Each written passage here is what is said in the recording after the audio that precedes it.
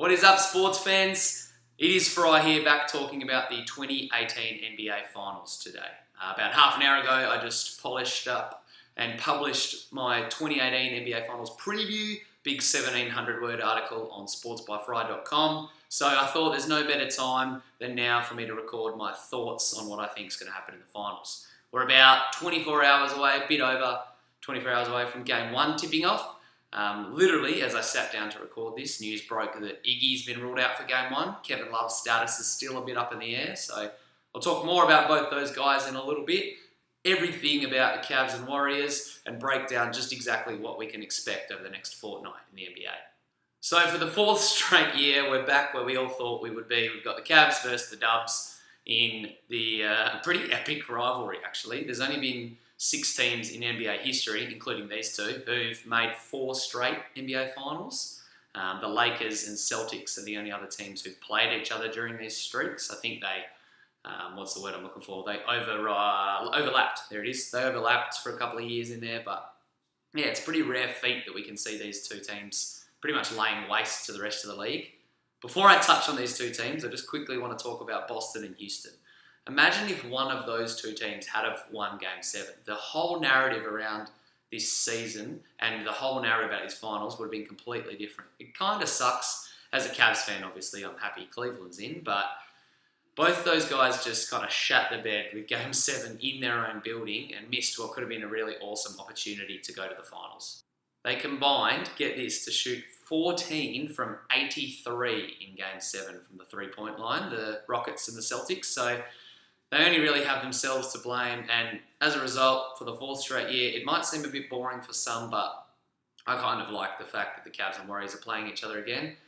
Now, let me say this, I don't want this from a Cavs fan perspective, but I want the Cavs to win this title so that the rivalry is always at 2-2. It would be perfect if LeBron was able to beat this Warriors team.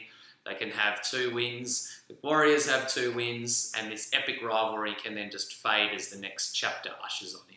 Probably won't happen though. Let me just quickly start talking about the Warriors. So Golden State, as we've seen in this playoffs, can flip the switch at any point in time, even though they haven't really looked like they're at the peak of their powers. Comes as no surprise. We've seen them play like this for years. They were able to just turn it on like that against Houston in Game 7. They quickly went on like a 27-9 run through like 7 or 9 minutes in the third quarter, effectively ending the game. And it wouldn't surprise me if we saw that happen at least once a game against Cleveland as well. A lot of people aren't predicting this series to be close, and given all the star power that the Warriors have, it's hard to mount a case for the Cavs. That being said, their bench, a Warriors bench that is, isn't really performing right now. Their big man rotation's all over the shop. They've got Kevon Looney starting, Zaza Pachulia, JaVale McGee and David West are struggling to get on the court.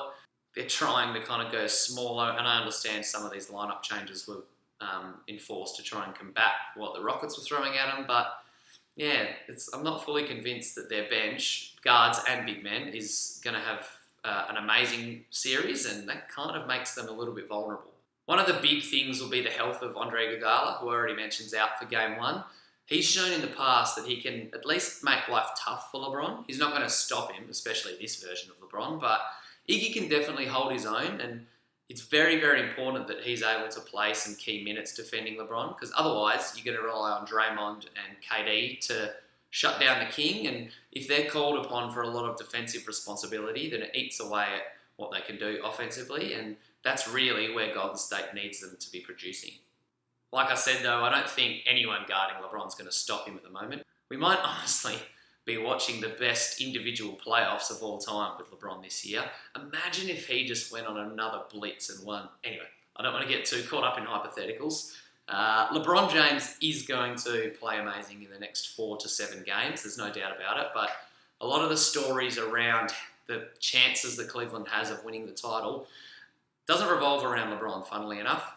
It has to do with 3 main factors: 3-point shooting, their supporting cast, and how fast this series is played. So it's no surprise to learn that Cleveland, their percentages drop when they lose games, but they're shooting worse from downtown than they were during the regular season. And if they're going to stand any chance of trying to steal a few games from the Warriors, they need to get those shots to drop. The supporting cast, like I've said, they've been woeful.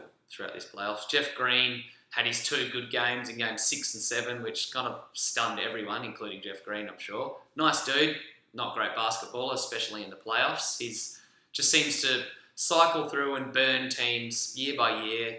I've always been a big fan of him, so it's kind of a shame to see that he's built this bit of a reputation.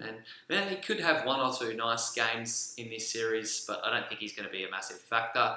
Same could be said for the 3 guys who we brought in who thought were going to change the narrative for the 2018 Cavaliers. George Hill looks slow and old and sore.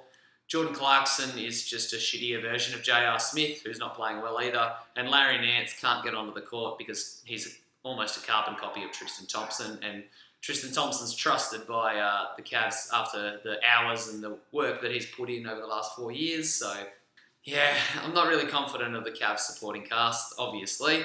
They've proven time and time again that they can't be relied upon this year. However, one of the guys, Kevin Love, he is clearly an all-star type of talent, and if he plays well and can have a couple of big coming-out games, then it could swing the needle a little bit in the Cavs' favour and steal a bit of momentum. He needs to have a big 30 and 15 game, though, for it to really have an impact. But he can snare a couple of extra boards and get healthy. He's, like I said, his status is still questionable. He suffered a concussion in Game 6 and missed Game 7 against Boston, so watch this space with K-Love, but if he gets hot, anything's possible. Third thing that I talked about just quickly is the pace that this series has played at. Now, it comes as no shock to learn that Golden State plays faster than Cleveland. And last year when Golden State won the title, they were playing a lot faster than the series in 2016 where the Cavs ground out a finals win. I don't want to spend too long talking about this, but before I give my pick, I have to touch on the Michael Jordan versus LeBron James debate. Now, I think you can't have any arguments about the pair until you can compare one person's body of work against another's, and until LeBron retires, we won't know what that body of work looks like. However, if LeBron does manage to win a championship and drag this motley second title for the Cleveland Cavaliers, surely that puts both he and Jordan at, I don't want to say level, because you can't really compare. I hate doing this. I hate comparing the two of them. If LeBron wins this year, I think it puts the two of them at about the same pace. That's all I'm going to say about it. Well, time will tell if LeBron can pull off this Hercules effort, but I don't have a lot of confidence. I think that the Warriors are going to steamroll the Cavs. Wouldn't surprise me if this series was a 4-game series. I think 5 though, and weirdly enough, I think Cleveland's going to win Game 2 or Game 1. I have a weird feeling that they can steal one of these first couple of games, especially with Iggy out. But that's with the thought in mind that Kevin Love does come back and play. So we'll see what happens. A 6-game series could very well be on the cards if a couple of Cavs get hot, but the most realistic scenario is Warriors in 5. Pains me to say it as a Cavs fan, but that's the way it is. They just have too much star power. And that's the way the cookie crumbles. Like I said, though, I'd love to see the rivalry end with 2 titles apiece, but I think at the end of the day, it's going to be 3-1.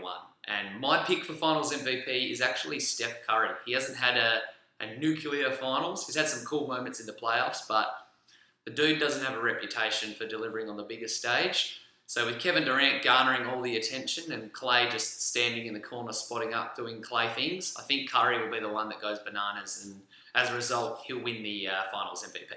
That's it. Finals picks done and dusted. Thanks for tuning in. Not a hell of a lot planned over the weekend for Sports by Fry. I'm going to have a bit of a relaxed weekend. I've been going pretty pedal to the metal for the last few weeks with work and Sports by Fry work. So there'll be a few pieces and podcasts that come out, obviously, but you can stay tuned to sportsbyfry.com to find them, or you can search Sports by Fry on all relevant forms of social media. Go Cavs, let's try and create some history. Hopefully LeBron averages 50, 15 and 15. That'd be very nice. Until next time, peace.